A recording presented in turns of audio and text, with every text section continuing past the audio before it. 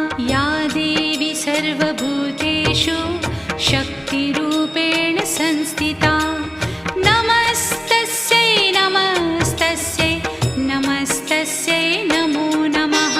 या देवी सर्वभूतेषु तृष्णारूपेण संस्थिता नमस्तस्यै नमस्तस्यै नमस्तस्यै नमो नमः।